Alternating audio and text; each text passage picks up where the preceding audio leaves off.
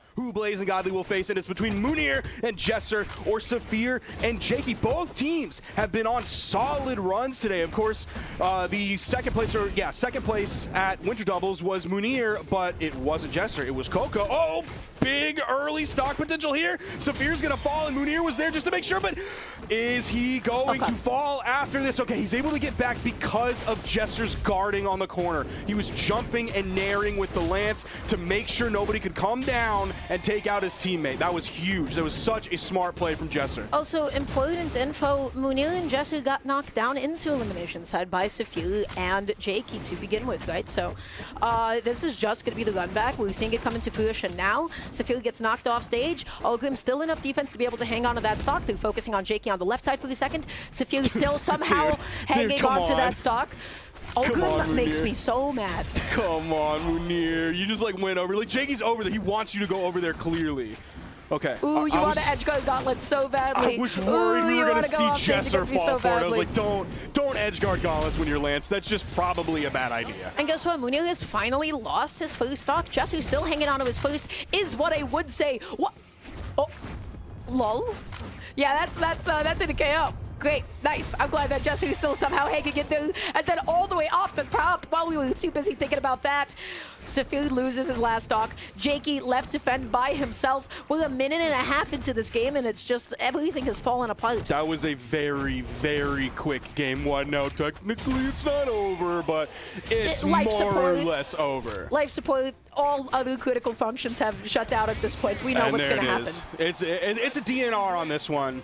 That's the end of that game. Dude, Saphir, 2 digits. He is 2-digit damage. He was not allowed to play that video game. That game one didn't happen, okay? He wasn't allowed, man. That game one didn't happen. And so, you know what, Mounir and Djessir, they just got like a little bit of a head start. So let's pretend game one did not happen, especially because Saphir and Jakeyy are the ones that knocked them out into elimination side to begin with. So let's say they needed a game to warm up. I'll let you say that because I have Mounir and Djessir in top 3. So I'm saying that is the rule of the road. I purposefully do not do predictions so that I don't have to be wrong. That's you are Tazza. You're Tazza in this moment. Tazza was always a prediction hater. Yeah. And I always tried to get him to do them, and he was like, I don't know. If I were Tazza, I'd be raising my eyebrow at you right at the moment and then have nothing to say. That would be incredibly Tazza. Something like that. That's very very Tazza. Man, that was a very confident game one. It really Incredibly did confident. The bottom fell out of that game so quickly for the blue team and Mounir and Djessir. Where are we going? Oh, we're zooming into the game. Oh, whoa, everyone be careful. We're going to the Demon Island. It's pretty devilish. It's scary out there. It's all right. It's just a rock formation in the back. It's not a problem. Not all that demonic. I don't think is he real? Well, game 2, everybody. Jakeyy right now just going to be jumping off stage with that downer. Saphir is just kind of getting hit a lot, and Jakeyy was on the opposite side, was able to run back in there. Jakeyy looking for that opening, dash jump sider, gets Mounir off stage here. Saphir gets that neutral. I love the target switching from the blue team right now. They're not over-committing onto one enemy, but oh my gosh. Okay. Mounir had great timing to punish that neutral signature, going to hit a red and blue member. But of course, because he hit his own teammate, it's going to do a little bit less damage. D-Light into the in-light. Who is this guy? 9Dex Rax? Oh, he is doing amazing at the moment. But right now, Jakeyy just sort of looking for that opening.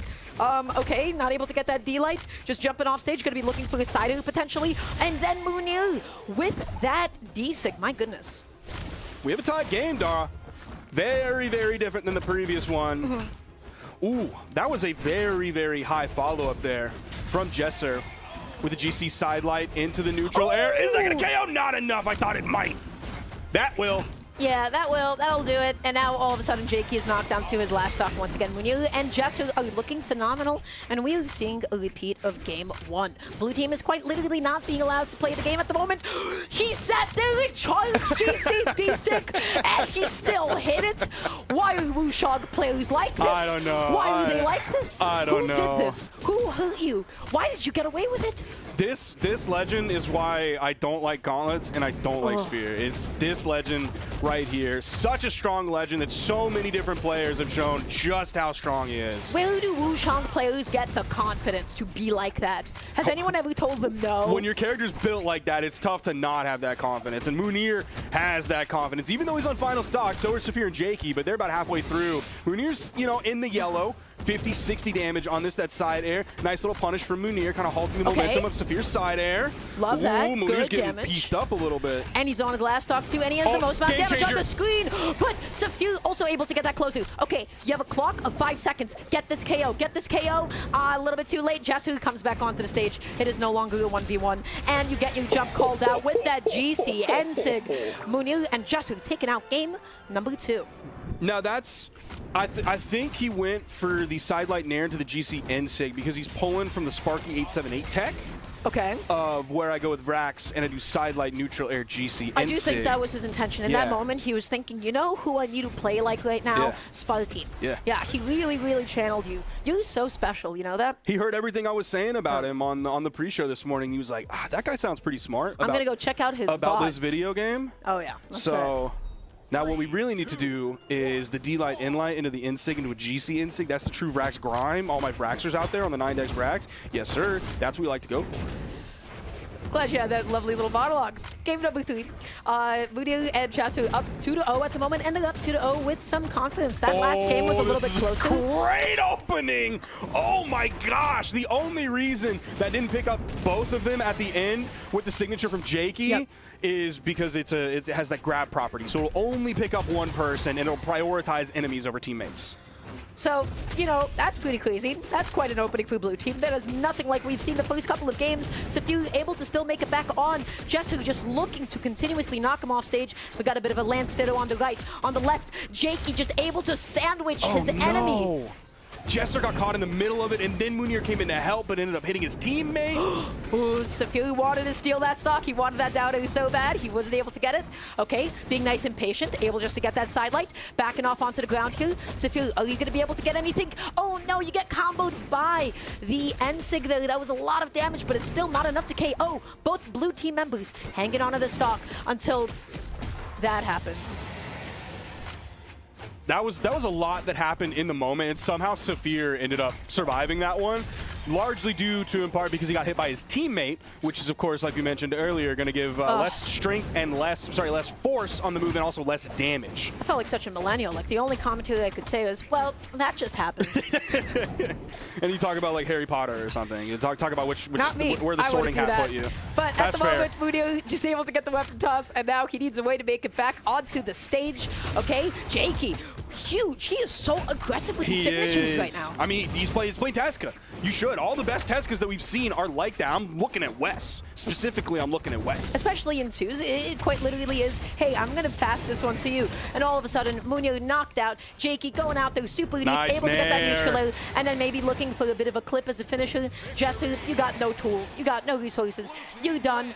And Blue Team has finally got themselves a game, Sparky. Djessir and Mounir had a very tough game that round. 194 damage from Mounir. He wasn't allowed to hardly play the game whatsoever. That's like comparable with the damage that I can't remember which person didn't do the double damage in game 1, but that was about the damage that the other person did who didn't do 99 damage. So a very tough game for Mounir and Djessir. Now, Mounir is definitely the more experienced player, basically the most experienced player in this entire lobby right now. So we'll see what he is able to do, and really what everyone else is able to do with their like lower amount of experience compared to Mounir. He's not able to get one of the first weapons, though he does get the third weapon.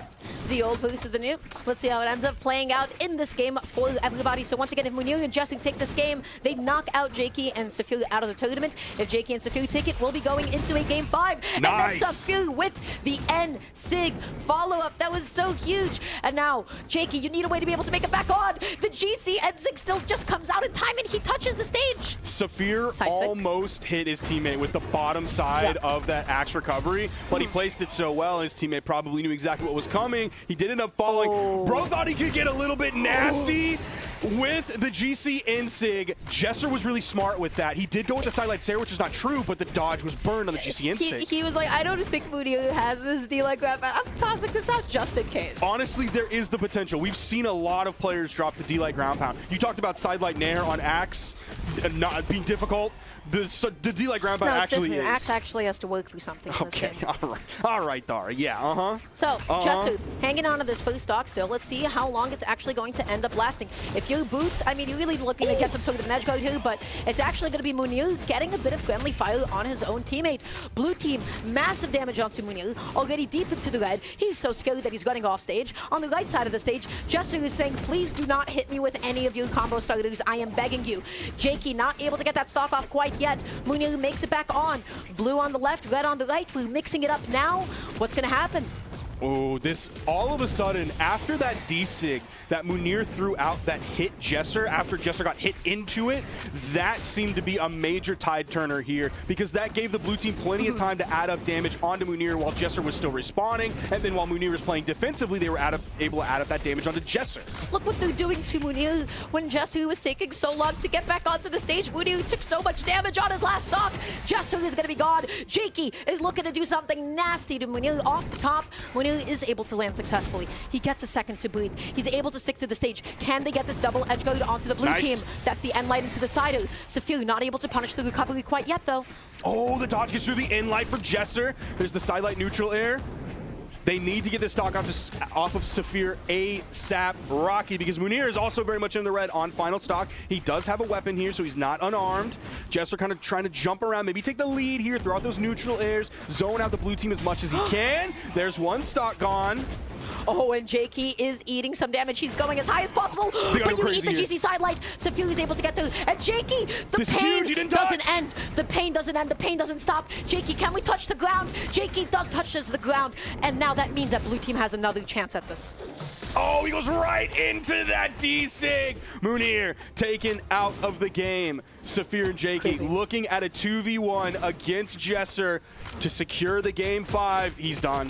He's done. That's a recovery. That's going to be it off the top. And now we are seeing another game 5. Those first 2 games, I don't know who that was, but that was definitely not Saphir and Jakeyy. Saphir and Jakeyy are coming alive. They're waking up. Some will say woke. And now we're going into game 5. I was going the direction of waking up to ash and dust. I don't know what Spit on my feet and I don't know the word. I don't know the rest of the words. Is this a notice? I'm breathing in the chemicals. Whoa. What are you singing the lyrics to? That's an Imagine Dragons song. Everyone knows that. Why would I know Imagine Dragons? Because it's like one of the most famous songs that they ever made. It's a very famous song. I'm not an Imagine Dragons fan. I don't listen to a lot of music with lyrics. I don't know anything about Imagine Dragons. You're weird. Aren't they the ones that made the opening for... Never mind. Game 5. Elimination. Okay, so you clearly don't care about lyrics. You're probably a Drake fan as well. Elimination semis. I don't listen to Drake either. Elimination semis. Oh, no, what a clutch interrupt. If they can get this stock off of Mounir, okay, he's able to get back. They weren't able to edge guard in there, but that was so close to an early stock. All right, now who's waking up? It's Mounir and Djessir. They're the ones who are woke. They're awake, and Jakeyy is being put back to bed. Jakey's first stock is going to be gone here. Red team has a substantial lead for themselves. Okay, what's going to start happening off stage? You get that neutral, you're not able to get that second one. And Saphir is properly punishing Gauntlets off stage. He made sure he didn't get away with that. And he was ready to follow up off of Jakeyy above the middle of the stage with the GC sidelight into the neutral air. Great follow-up off of Jakeyy. They still are unable to get these stocks from the red team. Oh no, and then Djessir just comes in and then side 6 unarmed, just says, hey, you're not edge-guarding my teammate. Red team got so much extra credit. Djessir's stock is finally gone. Maybe Mounir will be soon to follow, hopefully for the blue team. But Mounir hanging on, makes it back on. Djessir just gonna be eating a D-light. Mounir opting just to play on the back foot. Finally eats the recovery, and now blue team has made the stock count even. If I was Mounir, which I'm not, and he probably has better decision-making tree than I do, I would have gone crazy while Djessir was spawning back in with the hopes that like maybe I could do something crazy or I get KO'd, because what we saw in a previous game that Jakeyy and Saphir won was that kind of you don't want to be in that 2v1. Exactly. You don't want to be in that 2v1, not at all. Especially because look at what's happening now. Djessir taking so long to make it back on. Mounir shoved to the corner. We're even, basically. We're completely even. That is absolutely right. But the recovery off the top, that red team, that lead that they built, that they worked so hard to obtain, all of a sudden is crumbling underneath them. Mounir just not able to get back on. Finally gets the gauntlets in hand. Sidelight Sider. Saphir able to take out that second stock. Djessir was just struggling to get a weapon. He instantly picks one up, and we see a full color change on a Djessir stock. That wasn't enough to KO Mounir. He is the weapon disadvantage, but he still gets the edge guard. See if they can get this stock off of Jakeyy while Saphir is spawning back in. They are doing a good job of stripping the field. They get the stock. See if they can turn this into a 2v1. Run away. Get out of it. Saphir, get back onto stage. No, Jakeyy, you're not supposed to do that. Saphir, get back on. Saphir, no. Get him, Mounir, get him. That's it. He's done, just happen. Unless there's a save. This did not just happen to blue team. Jakeyy did not just do that to his teammate. He did not just do that. Recovery coming through. Jakeyy playing the 1v2 of his career here against Mounir and Djessir. In game 5, here it starts. There's the side air, side light, nair, neutral signature. Djessir just barely whiffing the GC side sig. In light, there's the side light. Mounir, what are you doing? That's supposed to be inside air. He gets taken out. No shot. Anybody's game. Game 5, elimination side. Jakeyy, no weapon on hand. Able to get the sidelight punish. Another one saying, get off of my stage. Sidelight recovery, no dice. Djessir looking to catch this landing. Unsuccessful, doesn't get it. Jakeyy again looking for the recovery. Doesn't connect it. The sider comes out. Weapon tosses. And still, is he going to be able to pick it up? He threatens him. He picks up the boots. Is he going to deny him of a weapon? He whiffs that end light. And that's still not enough to take it off Jakeyy. Okay, he has the axe. This is much better if we're looking at KO potential compared to the lance. They're both on arm. There's 2 weapon spawns right there. D-Light into the recovery, and Jakeyy wins the 1v2 over Djessir and Mounir. Okay. Jakeyy put himself in that position. I want to make that abundantly clear. When Saphir was off stage, getting 2v1 into Oblivion from 0 all the way into the red, Jakeyy ended up hitting his teammate and put him further off stage.